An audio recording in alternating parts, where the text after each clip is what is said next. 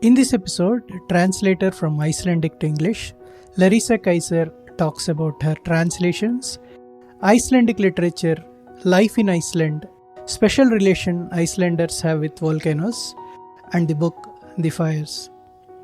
You can find the link to buy the book The Fires in the show notes. Larissa Kyzer is a writer and Icelandic to English literary translator. Her translation of Kristín Eiríksdóttir's A Fist or a Heart was awarded the American Scandinavian Foundation's 2019 Translation Prize. The same year, she was one of the Princeton University's Translators in Residence. In 2021, she guest edited On the Periphery, a spotlight on new Icelandic writing for Words Without Borders. Her translation of Sigríður Hagalín Björnsdóttir's The Fires was released in 2023 and will be followed by Fríða Ísberg's The Mark in 2024. Larissa has received grant funding and support from the Fulbright Commission, the Icelandic Ministry of Education and Culture, the Icelandic Literature Center, and Finland's Kone Foundation. She is a former co-chair of PEN America's Translation Committee and is currently an at-large board member for the American Literary Translators Association and runs the Virtual Women Plus in Translation Reading Series, ZIL. Welcome to our podcast, Larissa. So nice to have you with us today. Thank you for having me. I'm so glad to be here. Did you give any warnings and signals to your family that you are going to become a translator when you are a child? I've always been a very book-oriented person. So I grew up in Arizona, in Tucson, which is very close to the US-Mexico border. And there was always Spanish around me, but I was never really given the opportunity in schools to learn it. Second language education wasn't a part of my childhood. It just wasn't available. And I was reading all the time, and I was really excited about learning about other countries and other places. And I think when I was probably like 6, I told my mom I wanted to learn Chinese because I thought it would be really interesting to go somewhere that was so far away. And China was like the furthest place I could imagine. So I was like, I wanted to learn Chinese, but I was in Arizona and there wasn't even language instruction for the language that was like all around me. So my mom desperately tried to find me Chinese language education, but it didn't work. So it wasn't actually until I was in high school that I got to start learning a language. I started with Spanish because that was then available. And then when I was in college, I continued that. But I never spoke great Spanish, I think possibly because I didn't choose it. It was just what was available. I wish I would have learned Spanish better. I think it would be an amazing thing to be, and a very useful thing to be bilingual in Spanish and English now. But when I decided that I was going to be a translator, that was in college, or actually after college, it was well after college. And then I decided I would just switch to a language that I could pick and start from scratch with. But I think the warning signs were maybe there, but I didn't ever wake up one day and say, I'm going to be a translator, Mom. You went and lived in Iceland for 5 years. Why did you do it? And tell us about the experience of living there. So when I went to Iceland, I was 28 years old. I had graduated from college and I had been working at a university for a while in New York. And I knew I wanted to be a translator and I had done all this reading.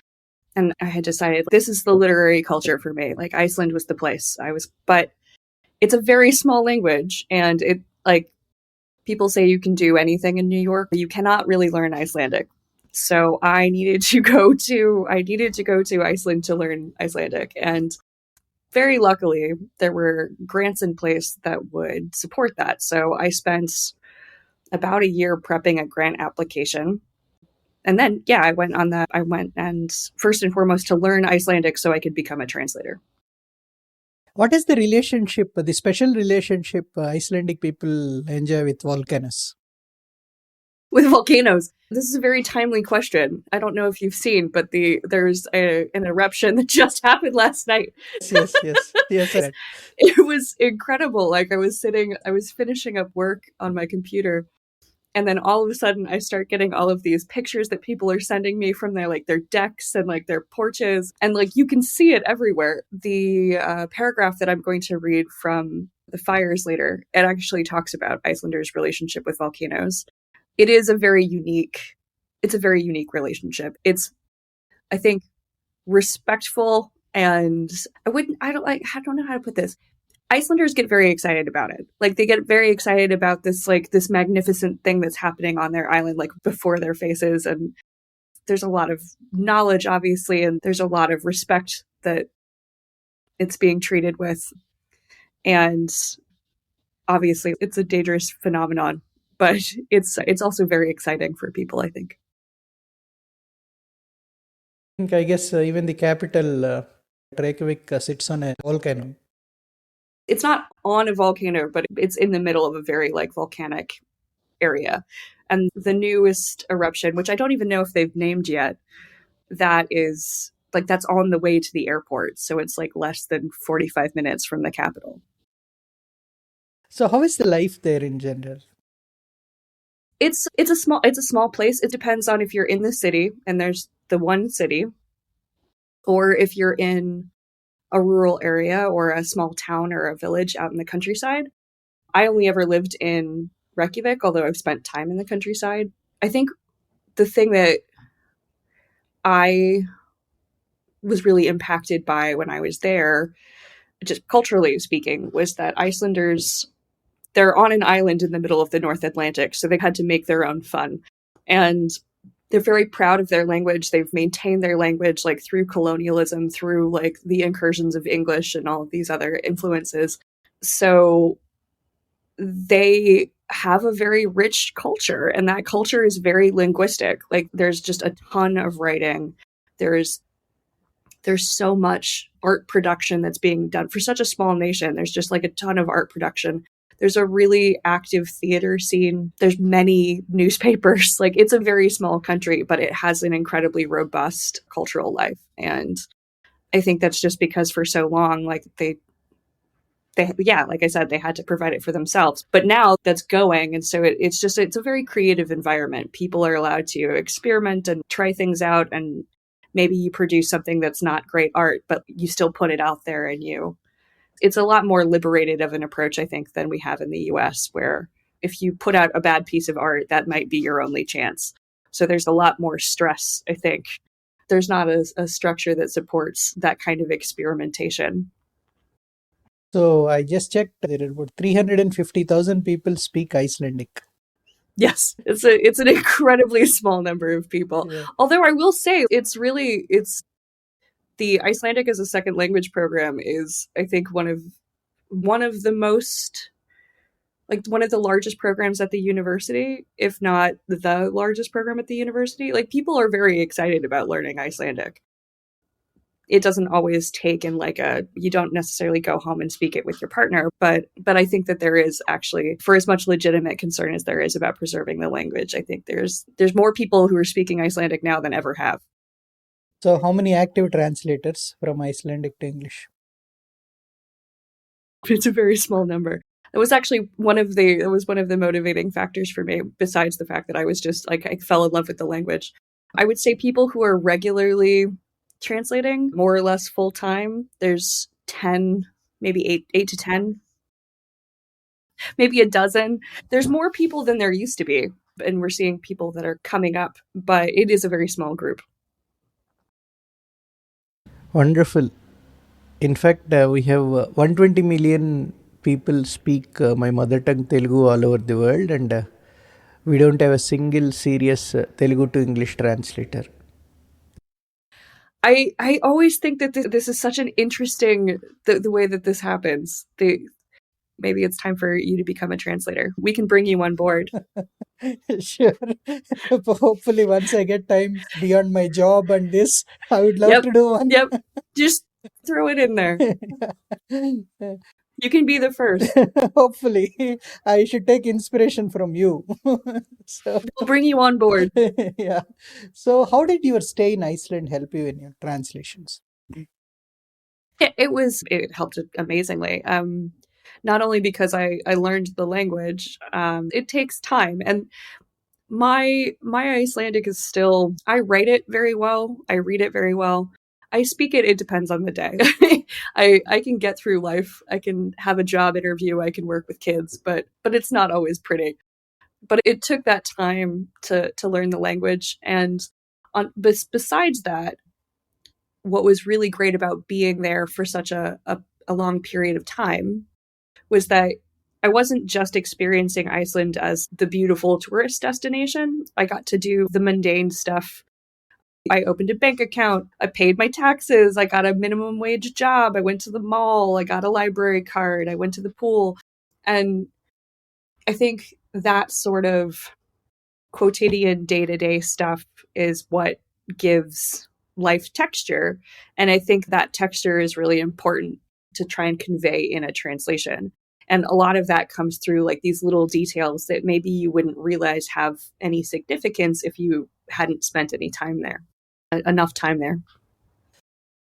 What are the languages other than English Icelandic literature is getting translated into?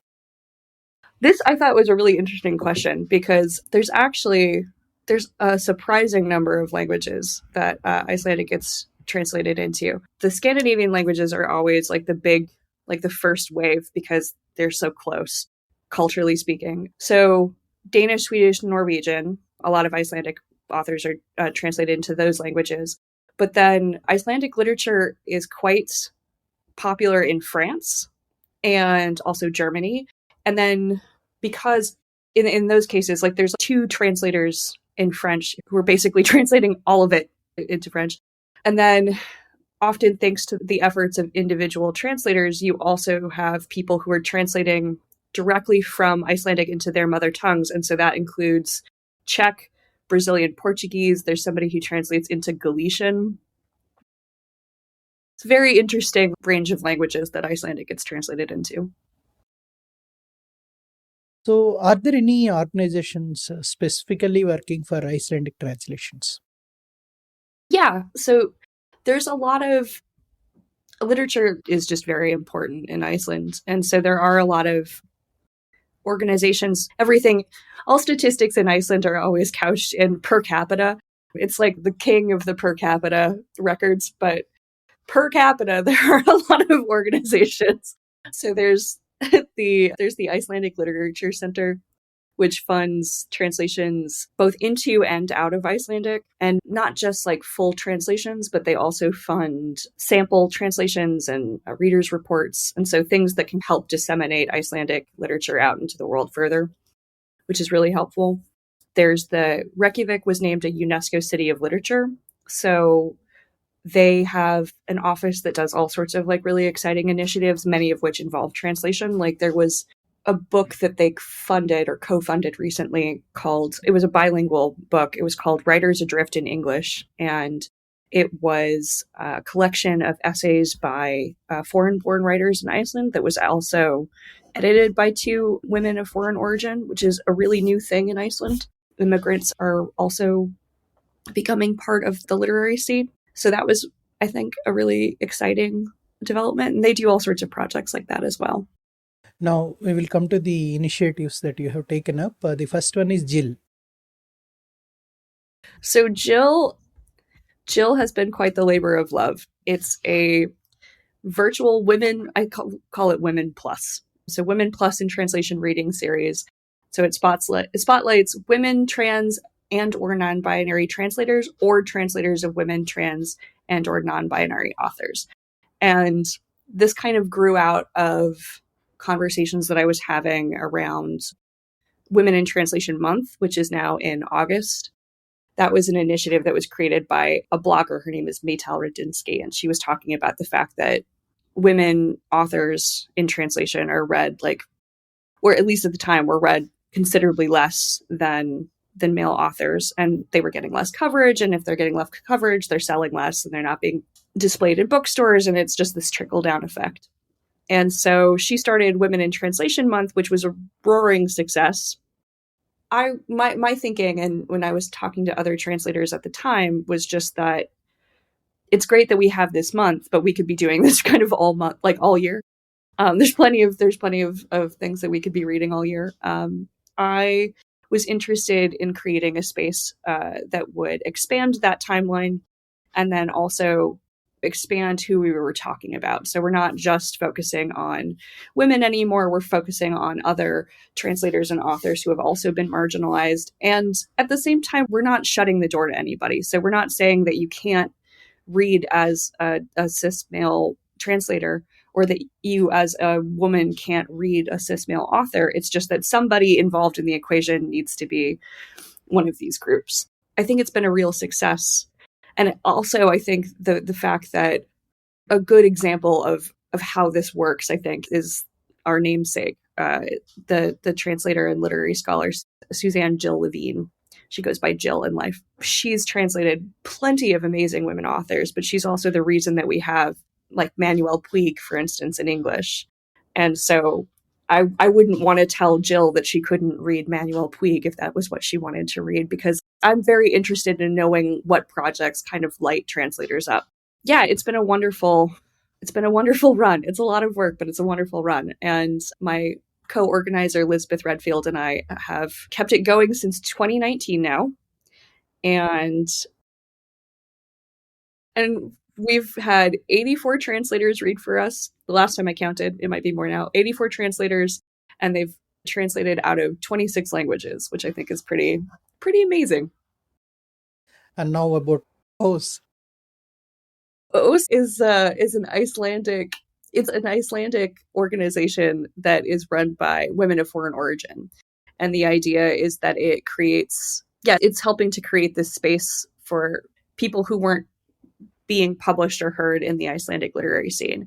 So I've not been hugely involved in recent years, but I have taught some workshops for them, bilingual translation workshops for both like adults and teens. It's been really interesting in that respect. But they're doing all sorts of things. They've supported the publication of a couple of books by some of their members. Helen Kova she's from Venezuela, and she's published several books, poetry, prose, and picture books as part of OS. One of the other founding members, Ewa Marcinek, who's from Poland, she was one of the editors of the essay collection I mentioned before. A master's degree in translation studies. What is the value it added to your translations?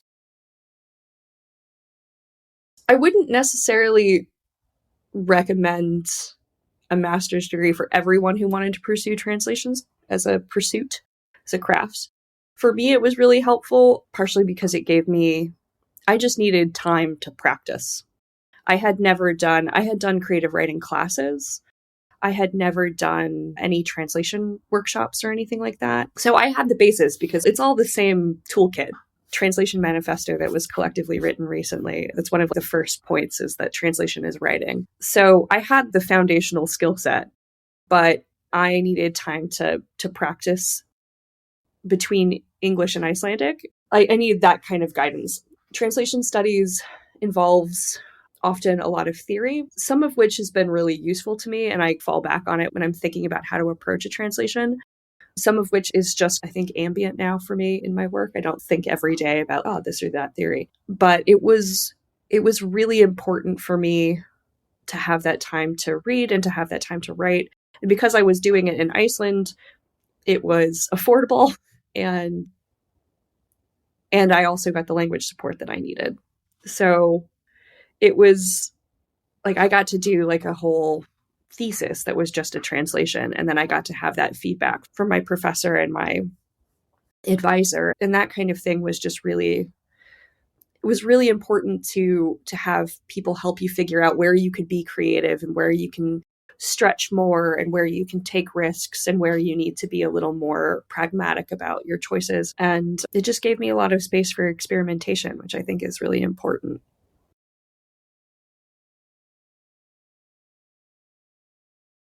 Now, please tell us about contemporary authors and themes in Icelandic literature.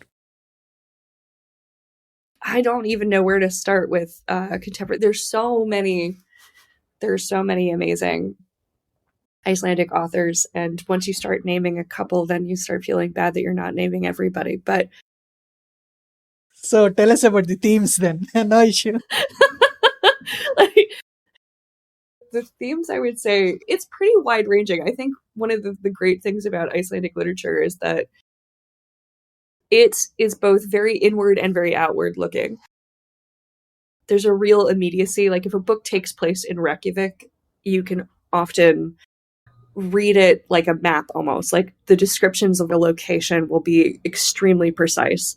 And if it is not extremely precise, like if it diverges in some way, then that's probably a plot point, or like people are going to be fussed because everybody knows what that city looks like and everybody's walked those streets. And I think in some ways when you read contemporary literature, you're getting a very accurate picture of what Iceland and Reykjavik in particular look like. Not that there's not fiction written about the countryside, it's just that I'm more familiar with the descriptions of the city. But then there's also, there's all sorts of books that are also very cognizant of things going on in the larger world and topics that maybe have resonance that aren't just based directly in the city. There's a new book called Armello that talks about travel fatigue, for instance, like this idea of people compulsively traveling. It's not the only thing the book is about, but it was a theme that I thought was very interestingly international when you think about all of the social media feeds with people constantly posting pictures of wherever they've been. And this sort of compulsion that people have to check off places on their bucket lists or whatever. There's another book that I read recently, that The Cult of Beautiful People, and it involves a pharmaceutical MMA and a multi-level marketing scheme. Is a cult that's at some point based in Morocco. It goes all different directions. Family is always a big topic because families are core to Icelandic culture. There's a lot of things take place within the family. So there holidays that in the US, for instance, would be often a friend holiday, are going to be a family celebration in Iceland, like New Year's Eve. People get dressed up in their fanciest clothes and they hang out with their grandmas and set off fireworks in their yards. And so much is just organized around having a family. So I think family bonds are huge in Icelandic literature, whether that's successful family bonds and strong family bonds, or ones that aren't that aren't working the way that they're supposed to. Another thing that I've seen a lot of lately that I'm very excited about is the short stories are just huge in Iceland right now. There's sort of a short story boom. And so there's all sorts of interesting short fiction being written. I think it's a nice way for people to transition between genres too, because you have a lot of poets who transition into prose writing by writing short fiction. And I think poetry is such a huge thing in Iceland that I think it infuses a lot of the writing, and that comes through in the short fiction as well. Now, how is the reception to translations from Icelandic language into English? I would say it's always relatively positive. There's not a ton of...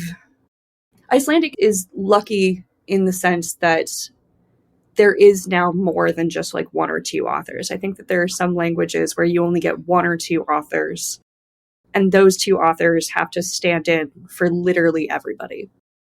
And I think that can be a lot of pressure, and also it's not a great way to learn about a country. You can't say that you know all about any literature just because you've read one author. So there is a broader swath of people being translated from Icelandic now, especially per capita, as we, in terms of how many authors there are. But you still have maybe 4 or 5 authors who are the main people that people are reading. That starts with Halldór Laxness, who's Iceland's only Nobel laureate. He's the only Icelander to have ever won a Nobel Prize. And amazing author, really impactful in terms of his the impact that he made on Icelandic literature in general, and actually even international literature.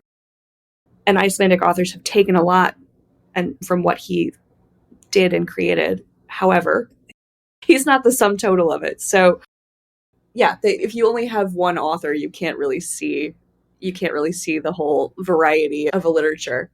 What I meant to say with that also is that I think Iceland has a very large presence in terms of being a tourist destination. And the volcanoes and Björk and like elves, like there are certain themes, Vikings to a certain extent, that people associate with waterfalls. Like these are the things that people think about when they think about Iceland. And so I think that the reality is, yes, those things are present, but also it is more complicated. In order to get a broader sense of that, you need a broader swath of literature. But it is not always super easy to sell books that aren't very like Icelandic in the way that people think about what Icelandic is. It doesn't even necessarily need to be true. It's just like, it has to fit into their picture of what Iceland is.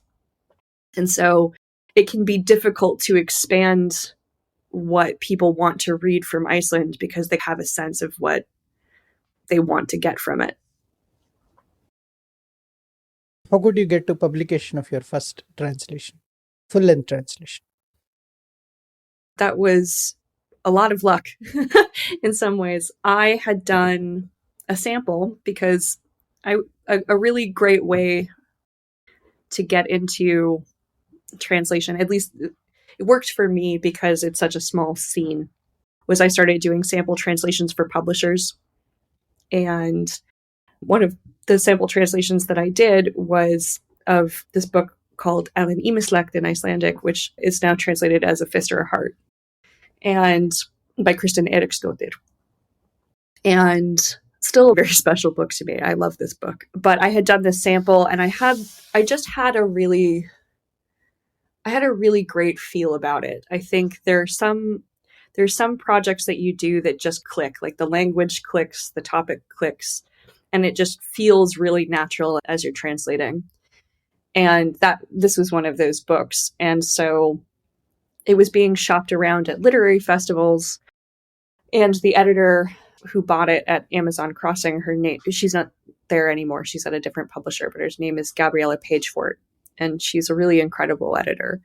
And she has a really strong sense of voice, and she really liked the sample. And she decided that she would take a chance on somebody who hadn't done a full-length publication for an actual publisher in the US before. So I had finished a full-length translation of a crime novel that the author self-published in Iceland. And I had translated a couple of self-help books at that point that were also self-published by the author. So this was my first foray into full-length novel translation. So this one was really, it was lucky that she was willing to take that risk, because it is definitely possible for you to do a sample, the book sells, and then another translator will get the project. What is the theme of A Fist or a Heart? It involves an older woman. I think she's in her late 70s. Her name is Ellen. And she makes props for a theater or for theaters. And they're usually like very grotesque props. Like she makes, it's for theaters and for films. So she makes, for instance, severed hands that are on crime shows and all of this like really grotesque stuff. And so she's starting to get dementia, and she's working on a play. She's making props for a play that was written by a much younger woman in her like early 20s, who's also named Ellen, but spelled slightly differently. And the two have there's a very important shared incident in their past, but one of them was too young to remember it, and one of them is forgetting everything because she's got dementia. And so it involves memory and trauma and relationships between women. And it's art making as like a form of dealing with trauma. It's a wonderful book. I cannot recommend it enough. And I know that I'm biased, but I love it. It's a very interesting theme, no? Making props and yeah. It's very tactile and very diaphanous at the same time. The author, I work with her quite a bit. I'm working on her latest book, which also involves art making, but in different ways. And she has a very concrete, unadorned way of writing sometimes, but she gets so much emotional impact into that writing. And it's very good practice for me because I have to strip away all of the unnecessary things that I want to put into a sentence and just get to the real kernel of it. So I think translating her has made me a better writer. So, approximately how many books have been translated when it comes to literary fiction from Icelandic to English? Give me a very rough cut figure. So, since 2008, there have been 94 books translated from Icelandic. Now, I did a breakdown of this once, and it is interesting because a huge block of these are going to be crime novels. And of those crime novels, most of them are written by 3 people. So it is actually a reasonably large number of books, but when you actually break it down, you're mostly getting crime novels and you're mostly getting 3 or 4 authors. Now tell us about your upcoming works. One of the books that I'm the most excited about it's called The Mark. It's by Fríða Ísberg, and she's a young poet and author. This is her first novel, and it's speculative fiction about a Reykjavik not so distant in the future, not so far in the future, and societies around the world have started implementing this thing called the empathy test that actually tests to see if you are an empathetic person. And there's a binary between you either are an empathetic person or you're a psychopath. They're getting rid of words like psychopath, but this is still like the kind of like underlying narrative. And so the idea is that you can take this test and you can be marked. And that means like publicly publishing your results. So you can tell the world that you are like, you've tested, you are an empathetic person or you're not, you failed.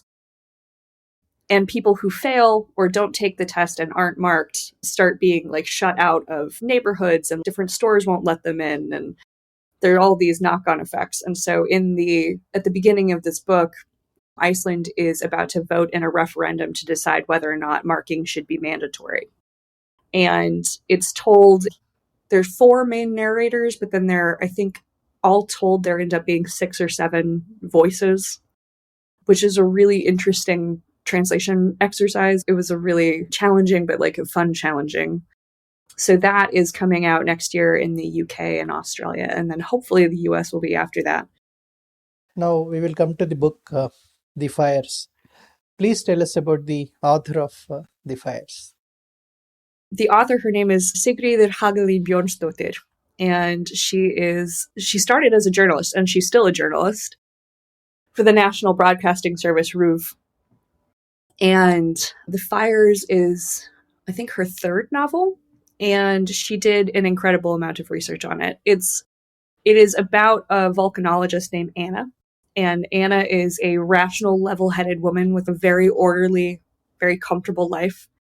She has a husband that she loves. She has a very nice home in the suburbs. She's got 2 kids, and she is like the leading volcanologist in Iceland. And everything is going along smoothly, and then as volcanic activity on the Reykjanes Peninsula is starting to pick up, and the Reykjanes Peninsula it's very close to the capital. It's where the international airport is located, and it's got a lot of population centers on it. So as this volcanic activity is picking up on the Reykjanes Peninsula, she is falling in love all of a sudden with a bohemian photographer, and kind of her life gets upended by this because it's like a very unrational thing that she's doing, and she's trying to force herself to act in the way that she usually acts, which is like very orderly and by the book. All of this is coming to a head as like the volcano is getting ready to erupt, And there's a couple amazing things about it. First of all, she did tons and tons of research. She covers volcanic activity as a journalist. And so she was in the field with geoscientists in Iceland. She did like all sorts of interviews with them. And the science, to my knowledge, is quite accurate. She also brings in all sorts of actual articles and scientific papers that she quotes throughout. But she also brings in poetry, and poetry that like isn't even super popular among Icelanders. She's got like a real deep and very broad love of Icelandic poetry. And so her characters often involve like poetry in their day-to-day lives. And so it's got poetry and science, and it's got romance, and like it's got a thriller plot, but it's just her writing is really beautiful. It's really moving book about motherhood. It's another really just lovely book. It's also pretty interesting because she wrote it about 4 months before it was published, about 4 months before an actual volcanic eruption that happened in almost the exact spot that it does in the book and almost the exact way that it happens in the book. So people just thought she was psychic. Like it was all of a sudden like people were like quoting passages of it on social media as like this volcanic eruption was going on, because luckily the volcanic eruption in real life did not go the direction that it goes in the book, but yeah, it was pretty remarkable. Now tell me, what is she writing about next? Since the fire, she's written 2. She wrote a book that was about a professor who goes into a more or less voluntary exile in a rural part of the country because he's had a Me Too episode, and he's discovering the letters of this monk that was writing during the 14th century about this incredible figure in Icelandic history named Olaf the Rich. And she was a very unusual figure in a very dark period of Icelandic history. So the book goes back and forth in time. So that one is called The Fortunes of This World, A Knight's Tale, which I think is an amazing title. I've only been able to translate a sample of that, but so she did that one. And then she did another book called Deus, which just came out this Christmas, which is about a bus driver who God speaks to, like when he's about to start his route on this suburban bus route. And he then proceeds to try and share his like spiritual discovery with people who have no interest in hearing it. And his life intersects with that of a teenage girl who's had a lot of bullying at school. And so their paths cross in different and exciting ways. Lots of poetry in that one as well. It's actually a really beautiful Christmas book. All of her books are beautiful. She's a wonderful writer. Now, how informed are people of Iceland about climate change, and in your opinion, how is it affecting them? So, by virtue of the fact that they are on an ice-covered island in the Arctic, Icelanders are very aware of climate change. If the glaciers melt, the entire face of their, as the glaciers melt, the entire face of their country is changing.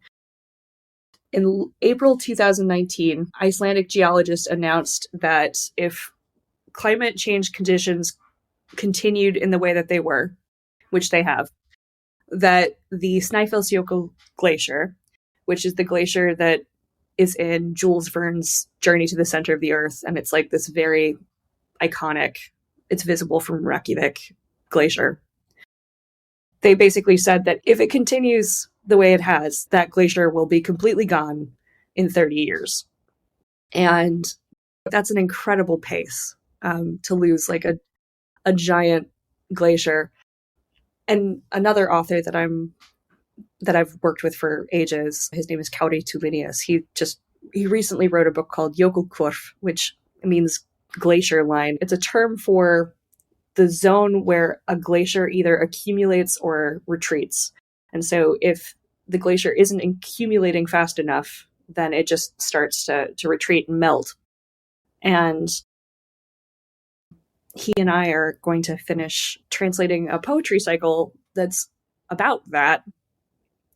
at a residency in Finland in the spring. So I would say like it's present both in their fiction and their poetry, and it's also just like a constant concern. But it's a small nation, and even though maybe it has some political cachet or social cachet, it can't affect, or it can't force these larger countries to change their ways. So I think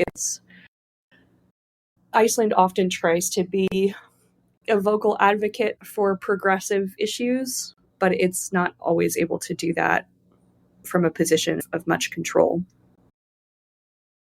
No, the other thing I found very interesting in the book is there is a lot of, like you said, there are a lot of technical details. A lot of scientific details are there. Minute details are there, even maps, locations, various other stuff. But how was it like translating all that? You're talking about in the fires, right? With all the terminology?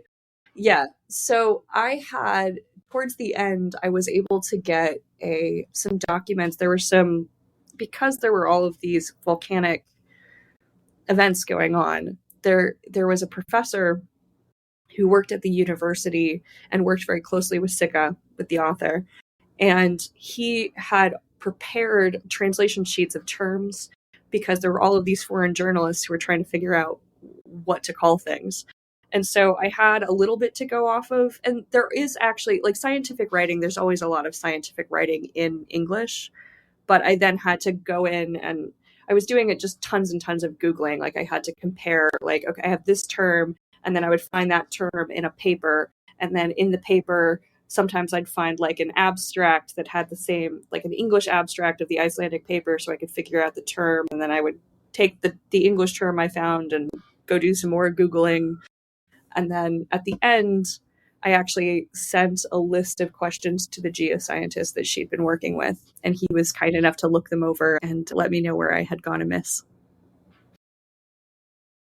Now, before we end, please read a paragraph or two from the novel in both Icelandic and in English, please. Chapter towards the beginning that sort of touches on what we were talking about before. Yeah, Icelanders' special relationship with volcanoes. So I will read in Icelandic first, and then I'll read in English. Ég hafði rannsakað hana árum saman áður en það rann upp fyrir mér hvað við ættum í flokknu sambandi við hana. Ekki bara Heklu, heldur líka hinn eldfjöllin í landinu. Ég tók henni alltaf sem sjálfsögðum hlut, kátri kvíðablandinni eftirvæntingunni þegar eldgos hefst. En þegar ég fór að ferðast til annarra eldfjallasvæða komst ég að því að þetta dálæti á jarðeldum næstum einsdæmi. I'm not going to read that exact section quite yet because I thought it would be fun to read the author's note, and then I can read the same paragraph. So the author's note says, books often know more than the people who write them. This was one of the most surprising facts I discovered when I began writing, and this book is a prime example. It came out in Iceland in November 2020, 4 months before a volcanic eruption began for real on the Reykjanes Peninsula, just a few kilometers and a mere handful of days apart from the fictional eruption described in these pages. I'm not psychic. I was just as surprised about this as everyone else.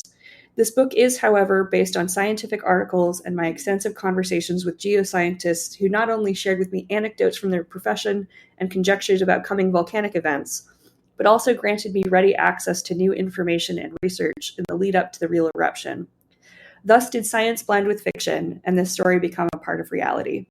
The world is, after all, made of more than stone. And then this is the section I read in Icelandic. I'd spent years researching Hekla before I realized what a complicated relationship Icelanders have with her. And not just with Hekla, but with all the other volcanoes in this country as well. I always took it as a given, that blend of cheerful and anxious expectation Icelanders get any time an eruption begins. But when I started traveling to other volcanic regions, I discovered that our fondness for volcanic events is virtually unmatched.